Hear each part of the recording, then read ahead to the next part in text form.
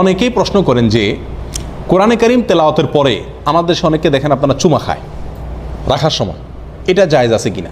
অর্থাৎ কোরআন তেলাওয়াত শেষে আমি রাখার সময় বন্ধ করে এরপর চুমা খেয়ে তারপরে রাখলাম। অনেকে চুমা খায় তারপর বুকের সাথে লাগায় তারপরে রাখে, এই কাজটা শরীয়তে ঠিক আছে কি না, এই একটা প্রশ্ন অনেকেই আমাদের কাছে করে থাকেন।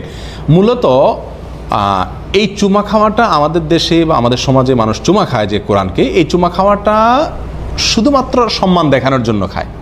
এই চুমা খাওয়াটা কোরআনের প্রতি তার ভালোবাসা প্রকাশ করার জন্য খায়।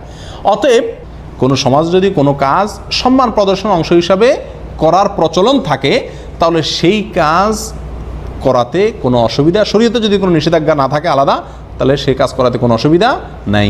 অতএব কোরআন তেলাওয়াতের পরে আমি চুমো দিয়ে রাখছি, এই চুমো দেওয়াটা আমার মহব্বতের বহিঃপ্রকাশ, কোরআনের প্রতি ভালোবাসার বহিঃপ্রকাশ হিসাবে যদি আমি চুমা দিয়ে রাখি, তাহলে এই চুমা দেওয়াতে কোনো অসুবিধা নাই।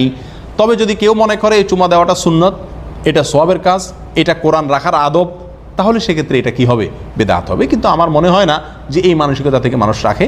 বেশিরভাগ লোকেই হয়তো মহব্বত করে চুমা দিয়ে রাখেন। কিন্তু যদি কেউ মনে করেন যে এই চুমা দিয়ে রাখাটা কোরআনের সম্মান এবং এটা কোরআনের প্রতি আমার কর্তব্য, এটা সুন্নত, এটা সওয়াবের কাজ, তাহলে সেক্ষেত্রে আলাদা এটাকে ইবাদত মনে করলে বা এটা কোরআন রাখার পদ্ধতি মনে করলে সেক্ষেত্রে এটা কি হবে?